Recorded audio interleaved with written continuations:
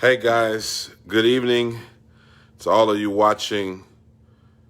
I'll get right into it for time. I want to talk about some recent events that have taken place.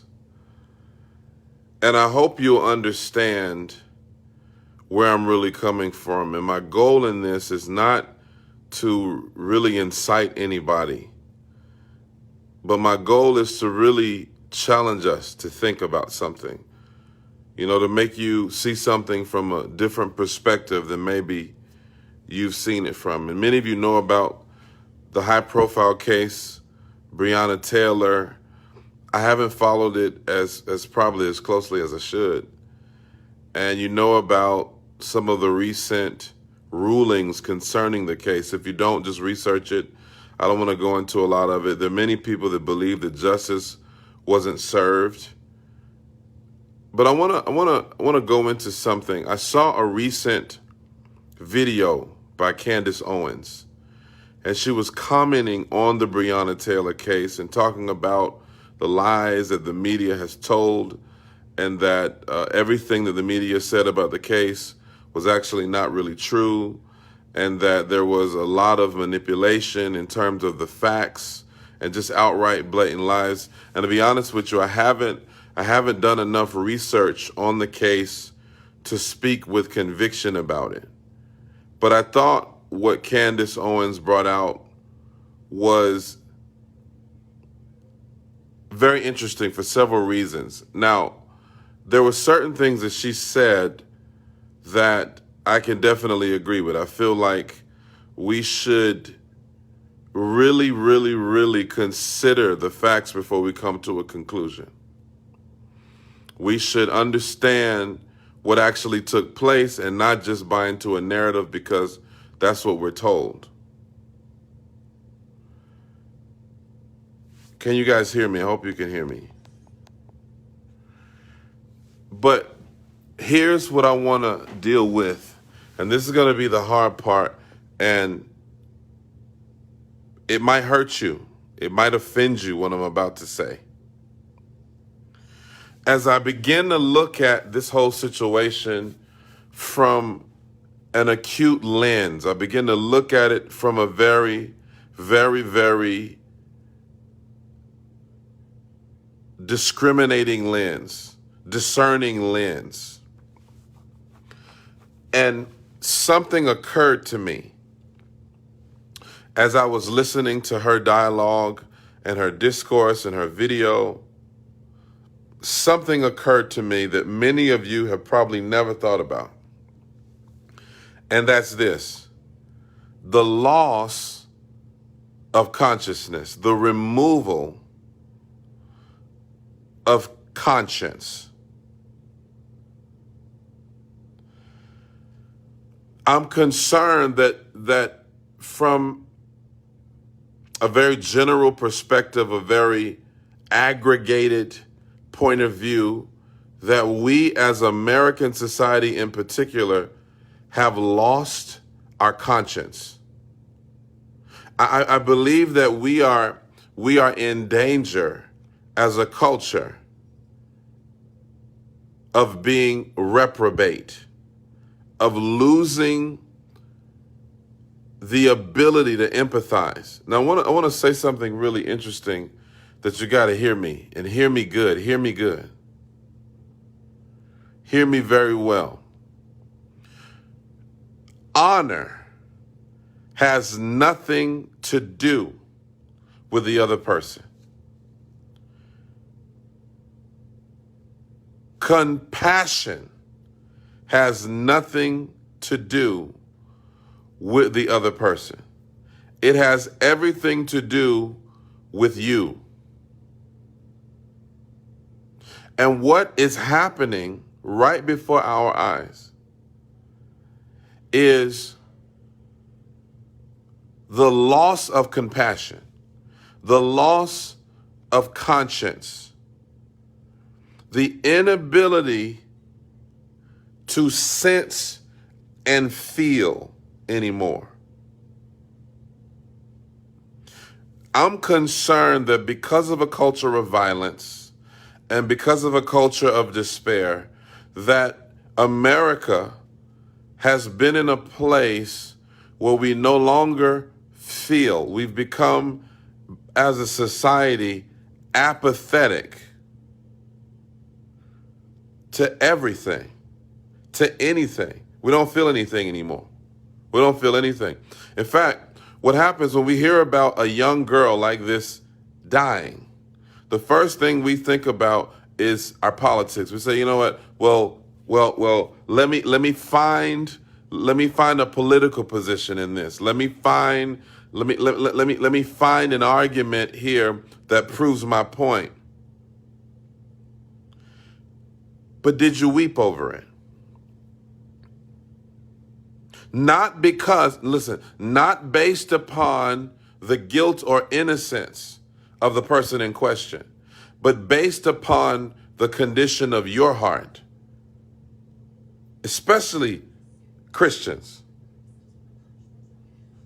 If you don't see this, if you don't see this, if you don't see what's happening to us, are you hearing me? Do you understand what is happening to us right before our eyes?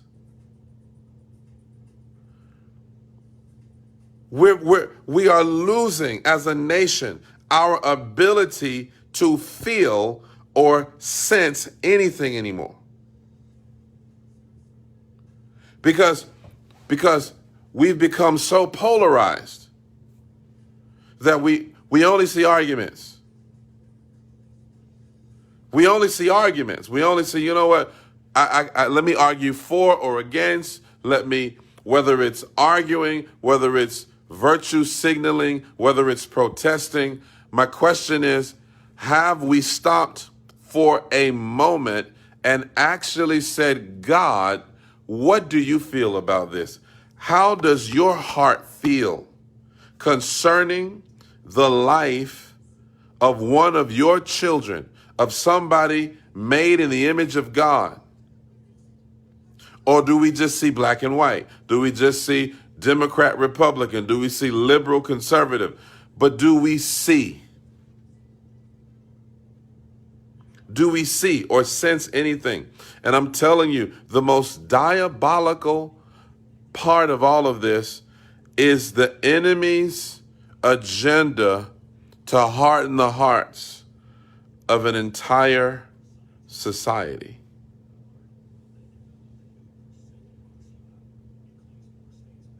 We justify this. We say, well, it's the liberal media, or it's the conservative media, and we go back and forth, back and forth, back and forth, back and forth. And you know my thoughts. You know my perspective. You know I've challenged. I have questioned. I have provoked thought concerning the media and the narrative and the control. I've done that. I do that. I'll continue to do that. But I'm telling you, I'm sitting right here, and I was provoked by God, I believe, to question, where are we? What has happened to us?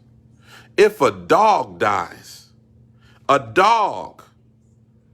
if somebody sees a dead dog on the side of the road, they weep, they cry. They don't know whether the dog has bitten people on the behind. They don't know whether the dog has rabies. They don't know whether the dog has been involved in anything. But because of that person's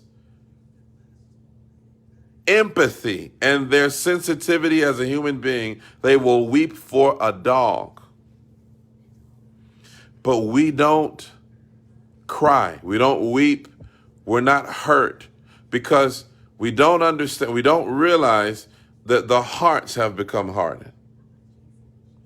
We don't recognize or appreciate the value of life anymore. Life has no more value. Do you understand what has happened because of narcissism in our culture and nihilism in the culture? Life has lost its meaning.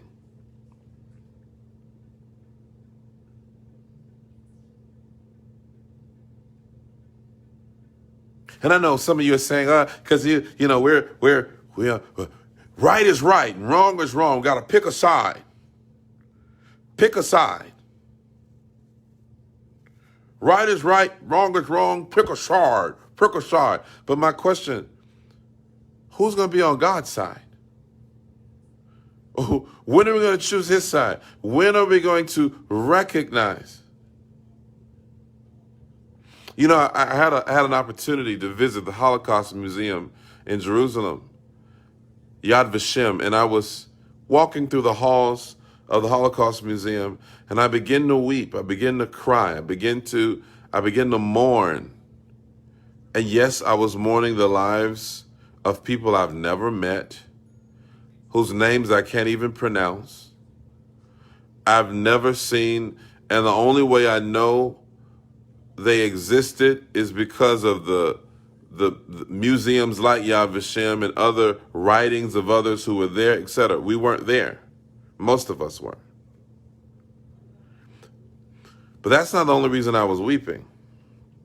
I was weeping because how do you get a society of normally God-fearing people, sensible people, logical people, to embrace an ideology that says putting a human being in a gas chamber is okay, that says killing somebody made in the image of God is exterminating a pest? It's not murder.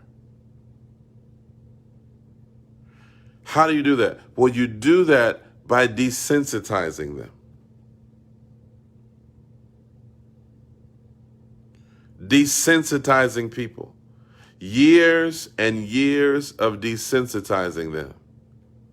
Jesus said, he said that because iniquity will abound, the love of many will wax cold. And this video is not what you think it might be. You know, a lot of you follow me, you know I'm very controversial at times, and I like to challenge things, and I like to talk about what is and what isn't, and we can make another video about whether the media was right or wrong about this, and who was telling the truth and who wasn't telling the truth, and Black Lives Matter and blah, blah, blah, blah, blah. But I wanted to take a moment to challenge our rhetoric, to challenge our ideology of apathy, to challenge the fact that could it be, or the question, could it be that we are losing and for many have already lost our conscience as a nation, our ability to feel, our ability to love people. And here's a very simple way you do that. I have counseled people all over the world. I've had the privilege of counseling and praying for people of all ethnicities, of all nationalities, all over the world. I've been to many countries praying, preaching, teaching, sitting down, counseling, people all over the globe. And I have talked with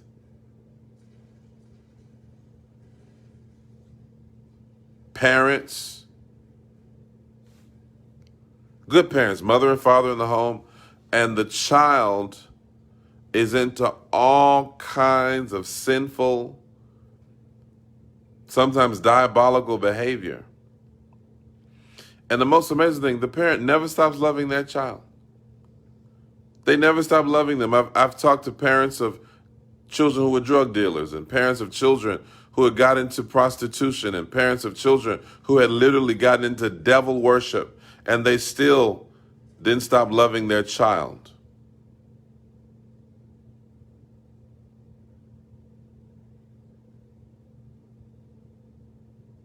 Still didn't stop loving their child. I'm not suggesting that love is the exclusion of truth. But what I'm saying is, have you stopped for a moment and wept?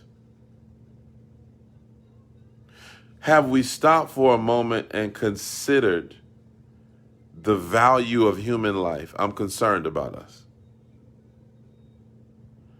I'm concerned about America. I'm concerned about our heart. We need to repent. This might not be a popular video.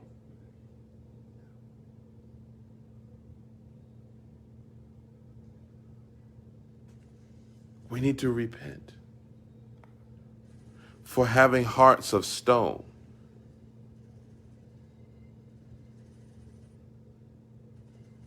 And this is whether it is the life of a young male, black male, who is killed by a police officer, whether it is the life of an unborn child, whether it is the life of Breonna Taylor, whether it is the life of a police officer, whether it is the life of a judge, doesn't matter. It has nothing to do with the other person. Has everything to do with us.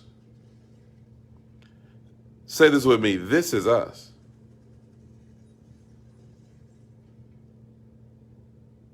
This is us. This is us. After all the smoke clears, after all the politics are gone, every one of us has to answer to our Maker and give an account for this.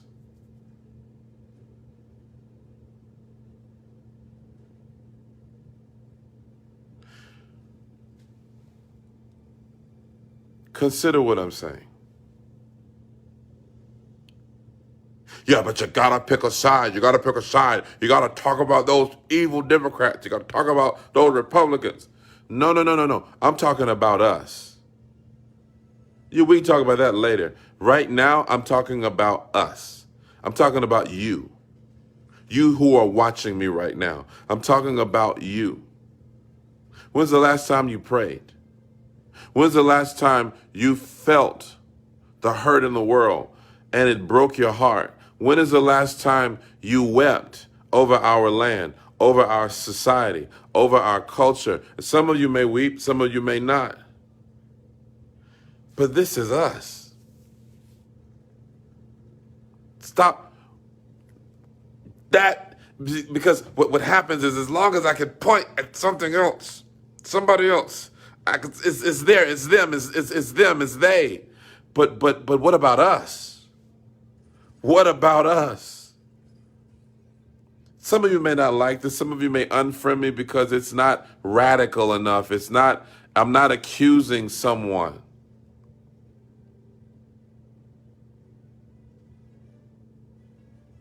This is us.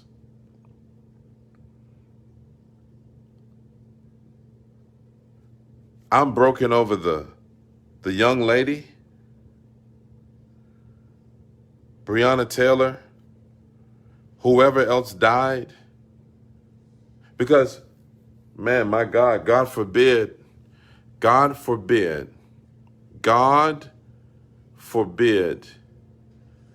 we start having a life value calculator that maybe you can buy from Amazon, where you determine whose life is worth the most.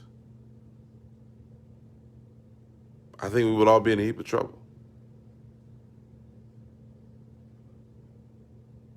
I think we would be in a heap of trouble. Please share this.